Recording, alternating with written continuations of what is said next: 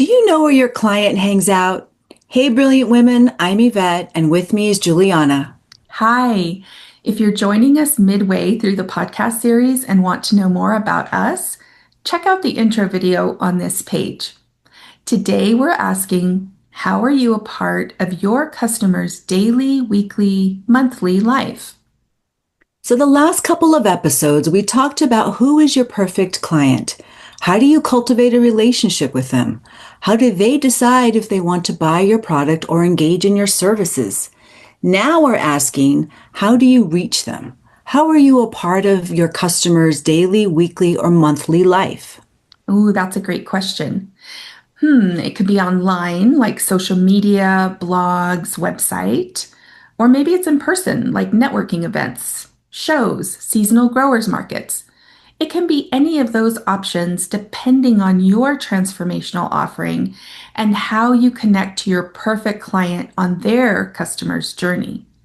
You want to research where your client is actually hanging out, not just where you think they're hanging out. So, if you've been in business for a while, you have a sense of how to connect with your clients, right? So, if the question today is where does your business show up in your customers' weekly or monthly habits, then we invite you to reflect on your current connection channels. In each step of your client's journey, how do you show up to meet them there? Ooh, can you give us an example of what that can look like? Well, how about an example of a jewelry designer who travels to shows to set up a booth to sell their art? They may be at the very beginning of their customer journey.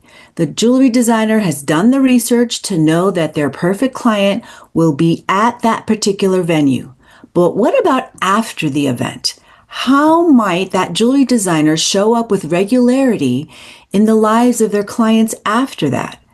They could share info about their website or Etsy store. An important action would be to add their customer and potential customers to an email list of people who love their work and want to receive regular emails reminding folks about their jewelry and how to buy it now. Hmm. So, should you ask yourself about how frequently your current connection channels show up in the lives of your customers and clients? Is it once in a while, weekly, monthly? The answer will vary depending on your perfect client and the transformational offering you provide.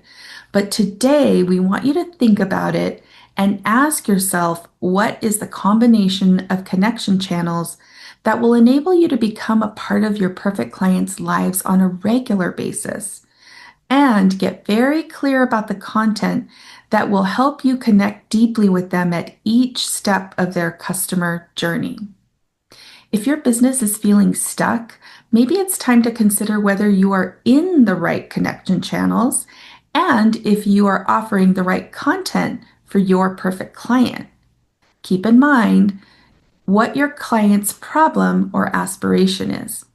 How do you actually make a connection with your clients that matters to them in those channels?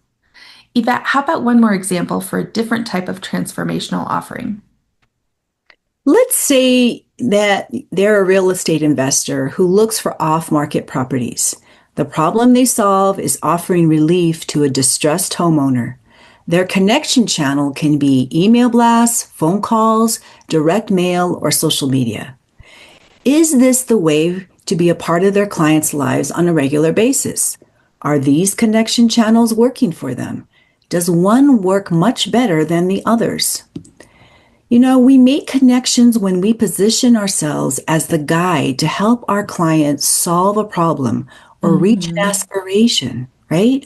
So in this case, the real estate investor solves the homeowner's problem by offering relief to the distressed homeowner so they can make a move into their next home. We've given you a lot to really think about today.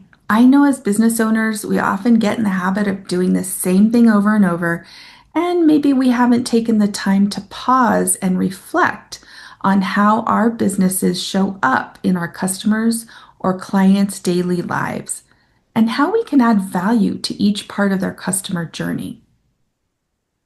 So, this week's journal prompt is to think about whether your current connection channels are good at supporting your customers' and clients' journeys.